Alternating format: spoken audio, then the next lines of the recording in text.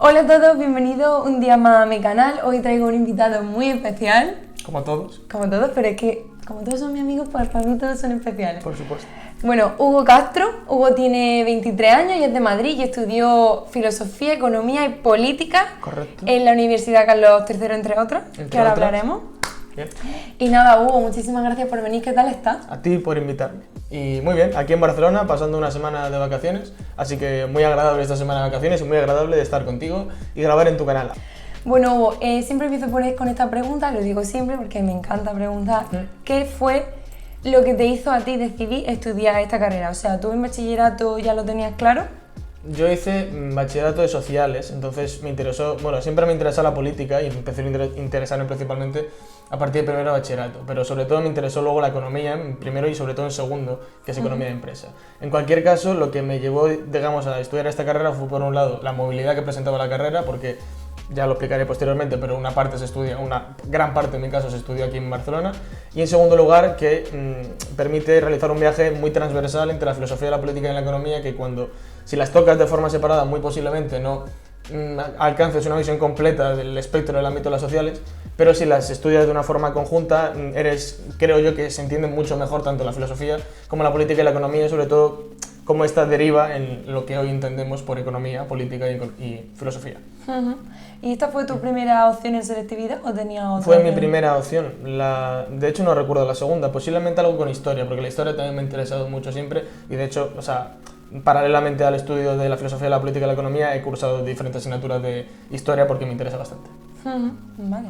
Bueno, y cuéntame un poco, este grado, ¿Sí? que parece triple grado, pero no. Pero Cuéntanos no lo un es. poco cómo La se gestiona esta carrera. Bien. La pregunta por el triple grado es la pregunta de todos los estudiantes de FP, que es Filosofía, Política y Economía. La pregunta del millón, ¿no? Efectivamente. Es un grado conjunto. Esto significa que una persona que se titula en FP, únicamente graduado en una carrera, que es Filosofía, Política y Economía, pero que se imparte en diferentes centros docentes. Concretamente, y ahora, en la Pompeu Fabra en Barcelona, en la Autónoma de Barcelona, que se sumó el año pasado, en la Universidad Carlos III de Madrid, y la Universidad Autónoma de Madrid. En mi caso solo estuve en la Pompeu, en la Carlos III y en la Autónoma de Madrid porque la Autónoma de Barcelona, como ya digo, se sumó el año pasado y yo la carrera la empecé empecé en 2016. Yo acabé la carrera en junio de 2020. ¿Y cómo se gestiona? Pues de forma conjunta. El primer año se realiza de forma obligatoria en Barcelona, el primer semestre en la Pompeu y el segundo semestre en la Autónoma de Barcelona. El segundo año es obligatorio en Madrid, primer semestre en la Carlos III, segundo semestre, no, pero al revés, primer semestre en la Autónoma, segundo en la Carlos III, y tercero y cuarto se puede elegir una de las 4 universidades, habitualmente en función de la nota de selectividad, pero es verdad que lo que me sucedió a mí, que durante el transcurso de la carrera, si consigues un compañero o una compañera que quiera modificar su plaza con la tuya, puedes, de forma independiente de la nota, cambiarte, y que es lo que hice yo estaba matriculado en la Carlos III de Madrid, pero me enamoré de Barcelona, vamos a decir, y hice tercero y cuarto en Barcelona cuando tendría que haberlo hecho en Madrid. Madre mía, o sea, que vas de una universidad a otra. 4 Sí. universidades. Ahora 4, anteriormente 3, y sí. Encima son universidades bastante buenas, sí, ¿no? La Pompeu, la Autónoma. Son universidades bastante buenas y ahora ya no sé cómo serán primero y segundo porque yo hace bastantes años que los cursé y esto habrá cambiado. Pero es verdad que en primero y en segundo esta carrera, los estudiantes de esta carrera son un poco el ojito derecho de las diferentes universidades. Se vienen un poquito en palmitas, ¿no? Que diríamos. No sé exactamente por qué, porque el acceso, el corte, el nivel de acceso es bastante alto, entonces también habitualmente la gente que entra en la carrera presenta un nivel de base bastante alto, pero y a lo mejor un poco por eso como que siempre ha habido ciertas facilidades para la movilidad y ciertas facilidades para tomar decisiones con respecto a la carrera que posiblemente otras carreras más asentadas en la universidad no tengan. Así que eso sería un punto bastante interesante. Y con tantas universidades, supongo que será difícil la organización a nivel de asignaturas y tal. ¿Cómo se gestiona esta carrera? ¿Tienes unas asignaturas troncales y luego vas teniendo optativas de los diferentes grados o cómo funciona? Ya te digo que actualmente no sé exactamente cómo ha variado en los últimos años, pero en mi año y cuando yo estuve entre el segundo y tercero, el primer y segundo año tienes únicamente asignaturas obligatorias, que no son optativas. Y pues en primero se da más política y filosofía y en segundo se reserva más para economía, porque la Carlos III digamos que está más especializada en el ámbito económico y aquí la Pompeu Fabra en el ámbito de las políticas y se podría decir que las autónomas, o la autónoma al menos, en la filosofía. En cualquier caso, primero y segundo mantienen un conjunto de optativas que son troncales y que son obligatorias para todos, como ciencia política, una introducción a la ciencia política, relaciones internacionales, historia, ética, historia de la economía, filosofía política medieval, contemporánea, etc. Y esas son obligatorias para todos, y también un bloque importante de economía, como puede ser microeconomía, microeconomía 2, macroeconomía, econometría, etc.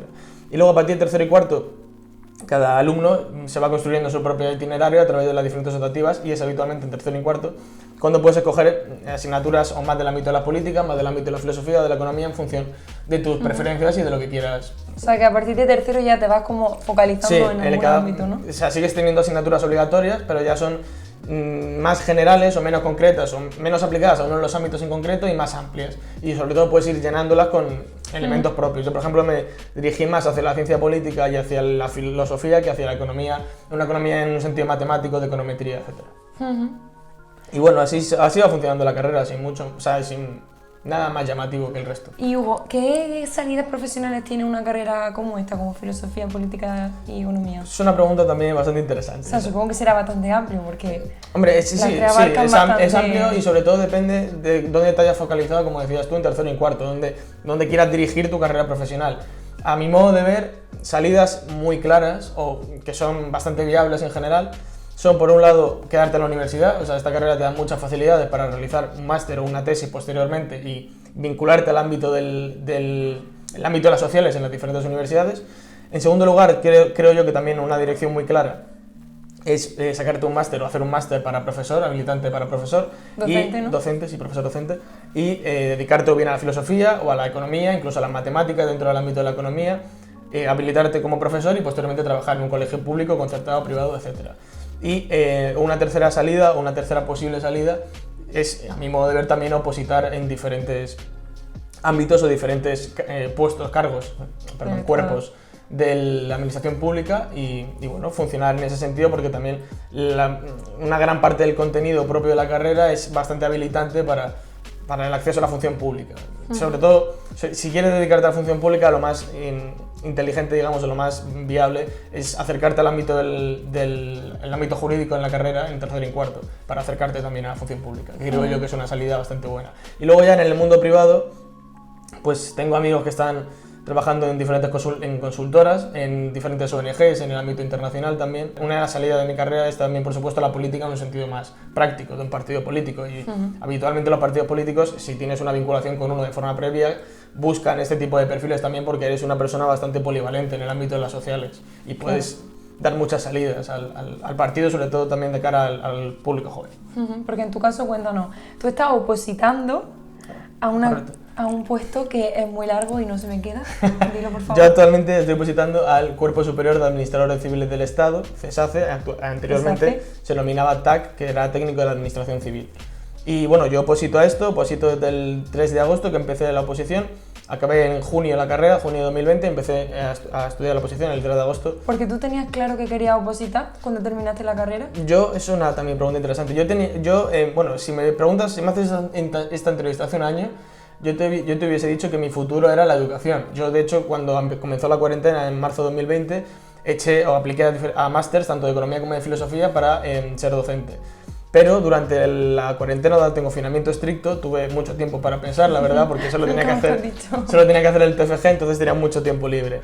Y bueno, pues investigando un poco en la administración pública y en la función pública, descubrí este cuerpo, que son los administradores civiles del Estado. Hablé con un par de profesores que había tenido gestión pública, que son bastante potentes en el mundo, en el mundillo de la gestión pública, y les pregunté qué les parecía el cuerpo, si mi carrera daba pie a estudiar este tipo de posiciones, tal, y me animaron a ello, y de hecho me dijeron que no soy el primero de mi carrera que oposita a este cuerpo, porque en este cuerpo en concreto hay diferentes especialidades, sí, y una de ellas es las sociales, y por lo tanto en el mundo de las sociales todo nuestro bagaje académico bastante óptimo para estudiar esto.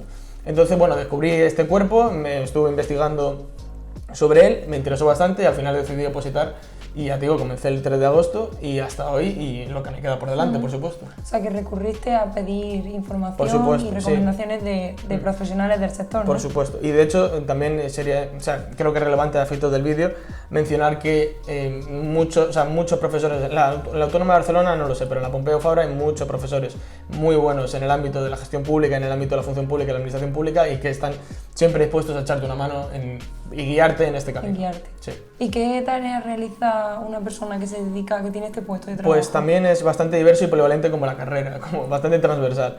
Al acceder al cuerpo de administradores civiles del Estado puedes desempeñar diferentes cargos en diferentes ámbitos del mundo público. Habitualmente, o puestos habituales, son dentro de los ministerios, que son principalmente porque se oposita a la Administración General del Estado, por lo tanto ministerios y no comunidades autónomas o entidades locales.